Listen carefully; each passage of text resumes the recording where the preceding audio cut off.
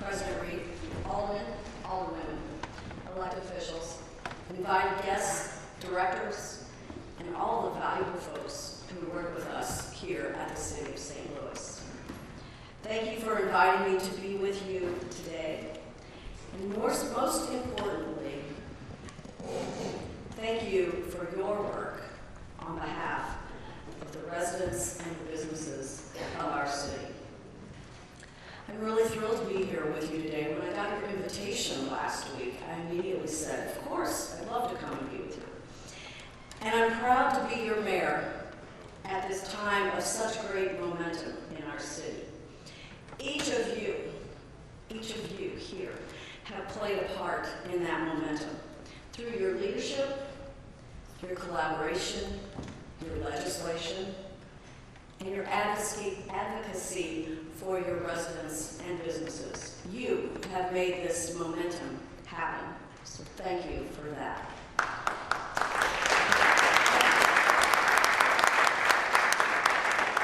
There is over $8 billion in projects either recently completed or currently under construction in the city of St. Louis. And I'll walk through just a couple of them with you as a reminder. Of course, within the last year, the new Arch was reopened, $380 million renovation. Keener Plaza. Ballpark Village has a new office building, a new apartment building, and a new Live by Lowe's hotel under construction. Hotel St. Louis opened. Soldiers Memorial, right here across the street from us with a $30 million renovation. A renovated Enterprise Center, which apparently is bringing the Blues some good luck, so we love that, go Blues. Union Station, soon to have a 20-story tall, 200 feet, Ferris wheel, and a $190 million aquarium opening before the end of this year.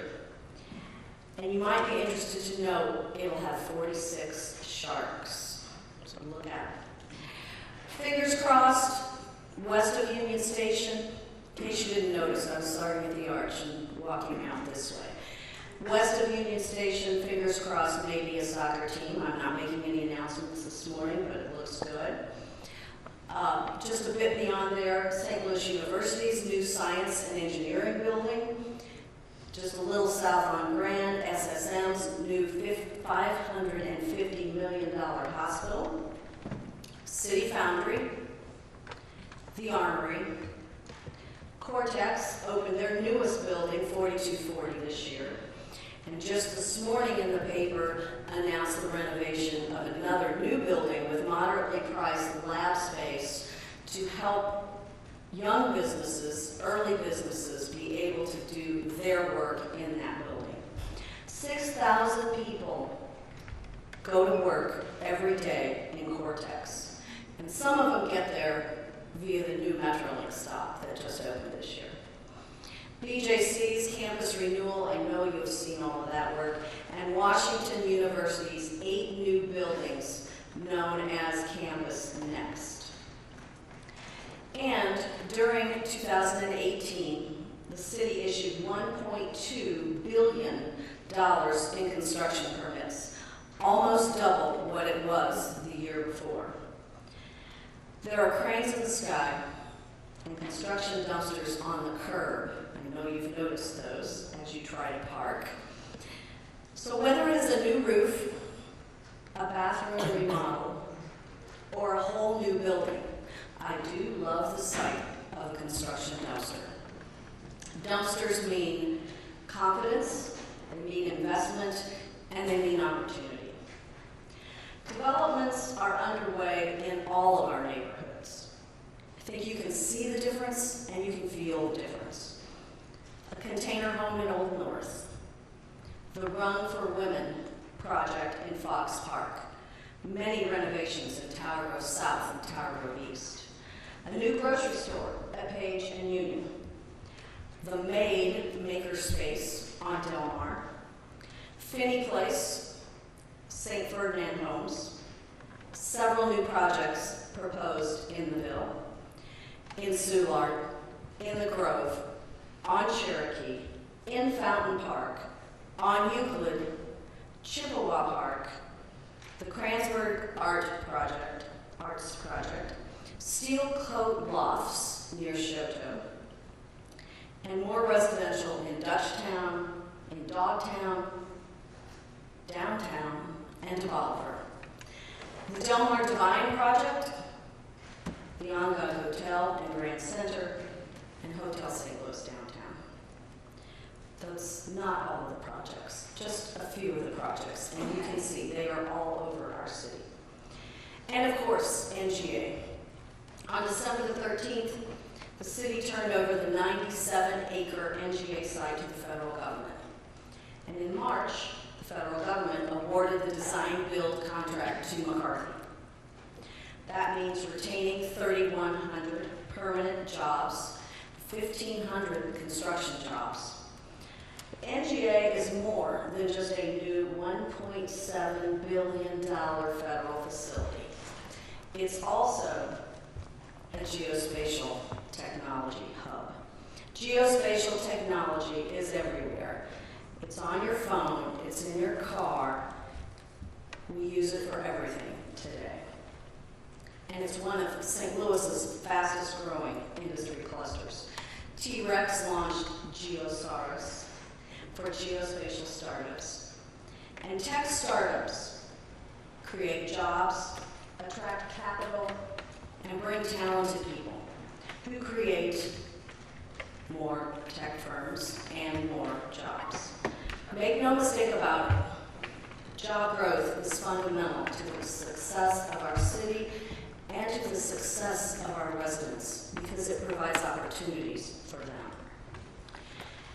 And NGA is also the opportunity to transform neighborhoods nearby. Soon, a $20 million construction renovation of nearby Preservation Square will be underway, providing 140 new and renovated homes in the first phase. Today, we are a safer, more walkable, cleaner, and more livable city. The New York Times recently headlined us, quote, "Once quiet, now vibrant." Forbes said of St. Louis, quote, "Rebounding," and named us #2 in the top 10 rising city for startups, and touts our cost of doing business at 8% below the national average. Inc. magazine said, "Forget Silicon Valley. The most exciting innovations happening in ad tech are in this Midwestern city," and dubbed us a turnaround city. The city's population in the 25 to 34-year-old group has gained 13%. And these young people and families are gravitating to our walkable, interesting, historic, and lovable neighborhoods because they believe, and I believe, that St. Louis is a place where you can start up, stand out, and stay. We are also an active partner with Shoto's Greenway. The Greenway aims to serve as a regional gathering place, connecting us north from Fairgrounds Park to south to Tower Grove Park, east to west. And as I know you know, we recently engaged Mass Economics to provide an in-depth analysis of our local economy and a comprehensive economic development strategy. A strategy that will lead us to productive economic development activities to drive investment and drive growth and drive our momentum.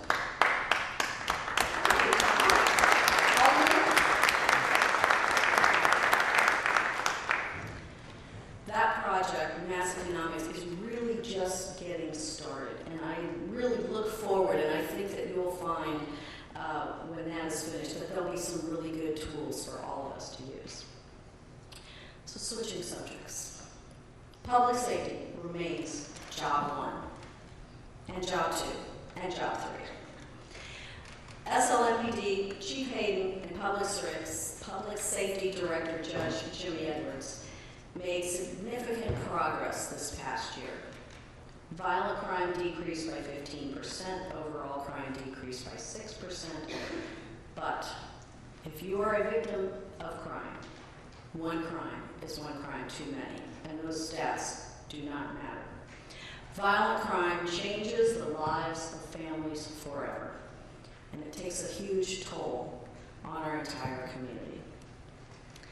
We are addressing violence from both the prevention side and the enforcement side.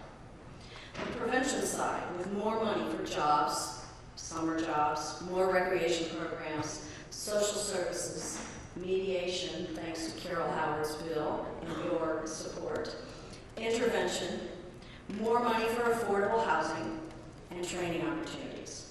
And from the enforcement side, you know about Hayden's Rectangle. I think it's really trapezoid, but you know the area. And in 2019, this year, based on data analysis, this strategy was extended to downtown and to Dutchtown Graveway Park. These areas receive more intensive attention from our special units, not by taking police officers out of your neighborhood. That intention is to curb criminal activity in those areas that most need it.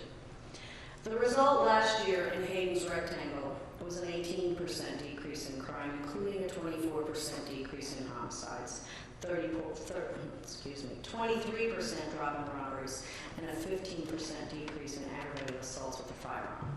But we're not bragging. We know this is fragile, and we know the impact that crime has on families.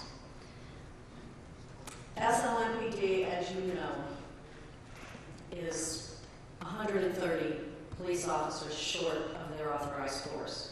That has been the case more or less for the last 3 or 4 years, despite the fact that we currently today have 3 academy classes running. One will graduate in June, one will graduate in August, one will graduate in October.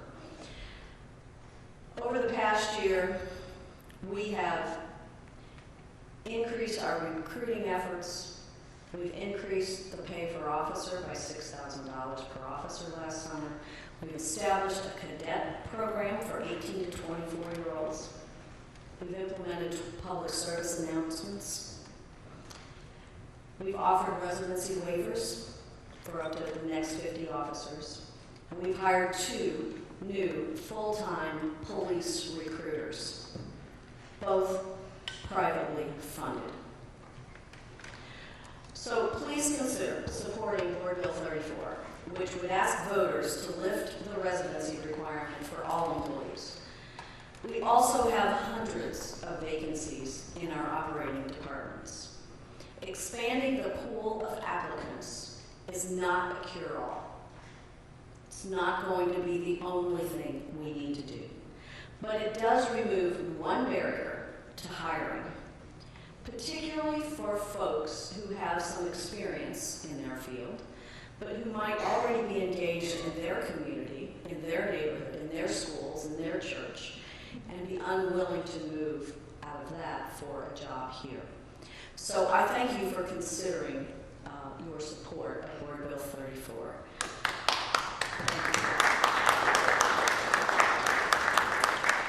So in October last year, we added 2 new Fuse Corps executives to our team for 1 year. So they are also privately funded. One is establishing a criminal justice coordinating council to improve the system and the outcomes. The other is leading our effort to reform and develop alternatives to cash bail. In the last 2 years, by working at all levels of our system, the daily population in our 2 jails has been reduced from about 1,400 to about 1,100 currently. That's a reduction of 300 people. 99% of the pretrial detainees that we are holding are being held on full felony charges. Earlier this year, we closed the 2nd floor of MSI. And today, we're repairs and renovations are underway at both facilities. With your help, we are continuing to reduce vacant buildings. Some of you may have attended the vacancy collaborative that was, I think it was yesterday, day before yesterday. We have roughly 25,000 vacant parcels in the city. 17,000 of them are lots, and 7,500 are buildings. Around half of them are privately owned, and around half are owned by LRA, Land Utilization Authority. So in partnership with many private and nonprofit agencies, and with many of you here in this room, we have significantly increased our efforts to reduce the number of vacant buildings. Nothing good happens in a vacant building. Our first approach, though, is always to renovate and reoccupy buildings. We have a very rich and beautiful built environment here in our city, and we should preserve as many buildings as possible and return them to productive use, becoming homes for families and for businesses. Over the last year, thanks to Alderman John Collins Muhammad and his nudging, I'll call it nudging, we have implemented the Dollar House program. There are, if you go on LRA's website, there are around 500 houses that you can take a look at and buy for $1. If you buy it for $1, you have about 18 months to fix it up and occupy it yourself. This is for owner occupants. And after 3 years, that house will be yours. Also, with the help of SLACO, we've implemented the Finest 15. That is a marketing effort to highlight those buildings that are in LRA's inventory that are the Finest 15 that you may want, or one of your neighbors, family members, or friends may want. Also, of course, Prop NS. This is aimed also at preserving our architecture. A program to stabilize properties. You just recently passed the board bill for that at the end of the last session. Thanks to SLACO and the Board of Aldermen for implementing that, for initiating that. And the Green Lining Fund is being launched. Don't forget Mow to Own next door. It's not about buildings, but if you have a vacant lot, LRA lot next to your building, you can mow that lot for 2 years and then own it. With the help of the Vacancy Collaborative, and with the help of MSD, and with the help of RBC, Regional Business Council Clean Sweep program, we significantly increased our efforts to demolish those vacant buildings that are too far gone to be saved. We, meaning LRA, we have owned some of those buildings 25, 30, 40 years. And living near a derelict vacant building is a major public health and a public safety issue. And as I said a minute ago, nothing good happens in a vacant building. In this year's budget that you all are considering now, we are asking for you to approve $4.5 million in demolition and deconstruction funding. That is up from $3.6 million that you approved last year, that we're working in now, and $1.6 million that was from the year before. So it is a major amount of funds. The budget before you also asks you to approve $6.6 million for the Affordable Housing Trust Fund. That's up from $5.3 million last year, and up even more from the year before. Last year's funds were used to help create 131 new rental units and 34 for sale homes for families in this year alone. Those are in the works now. These funds, affordable housing funds, are also used to support services for those currently experiencing homelessness and this is importantly, to help prevent homelessness. Around the end of the calendar year, we issued the Equity Indicators Report to document where we are. By the way, we're not where we want to be. But first is to document. And that equity indicators report helps us set priorities and measures progress to achieve a more equitable outcome for youth, in justice for all, and in the opportunity to thrive. And lastly, city-county combination. The research and the study that was done by Better Together over the last few years demonstrates that the fragmented government in our region does not work for many people. It works great for some, but it does not work for many people. Their research is valuable and has raised awareness. We know that communities have starkly different outcomes in life expectancy, in educational attainment, and in their opportunities. In this region, you know, we fuss and we argue about where the next big development will go. Who should pay for the convention center expansion?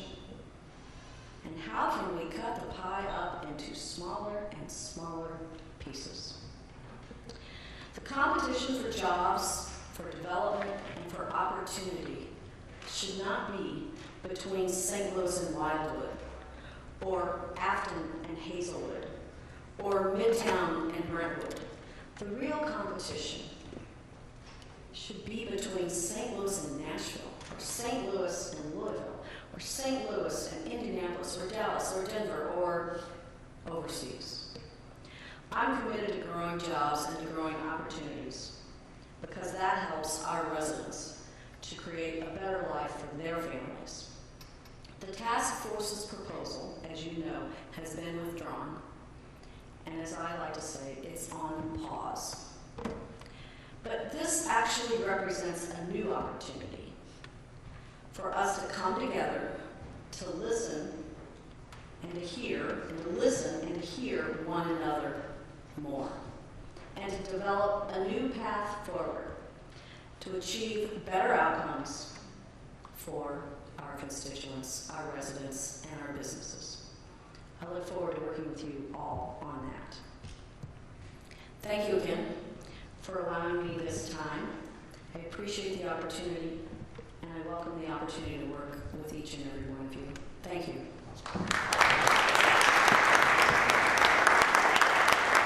I think that we tend to be a little humble, and we ought to brag on ourselves more.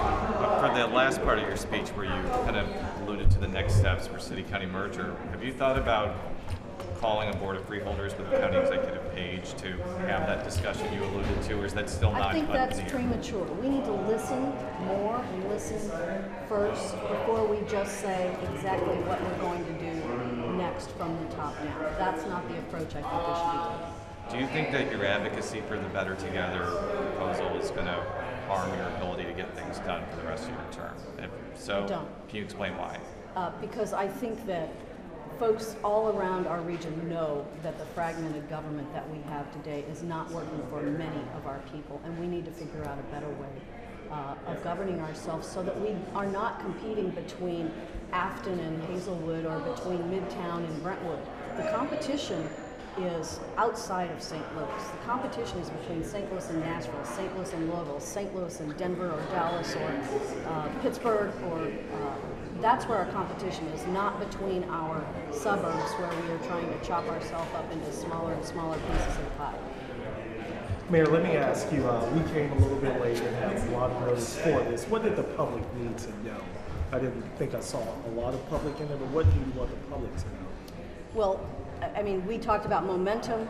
I think that there's tremendous momentum going on in St. Louis right now. I ran through some of those projects in my remarks, but I think also that the public needs to know that this is a region that is thriving. You've got New York Times, Inc. magazine, Forbes magazine, all recognizing us for our tremendous momentum. And was this thrown together at the last minute, or am I misunderstanding it? Yeah, last Friday, the Board of Aldermen invited me via a resolution to come speak with them. I said, of course, I'll come to the next meeting. This was the next meeting. Now, you know the Board of Aldermen normally meets on Friday, but when there's a holiday on Monday, they like to have a 4-day weekend, so they meet on Thursday. Mark, Mark, do you have something? This is a technical question. I wasn't here the last 2 years. Have you done these last 2 years? I know mayors in the past No. have done them on occasion, sometimes not. I don't think there has been one of these for 8 or 10 years. Okay. Now, I didn't look that up, but that's This is the my first memory. one you've done? This is the first one that I have done. You know, I issue a report, Right. the Momentum report for this year. I issued a report at the end of last year. It's both online and there's printed copies of it. So, but they invited me. I'm happy to go.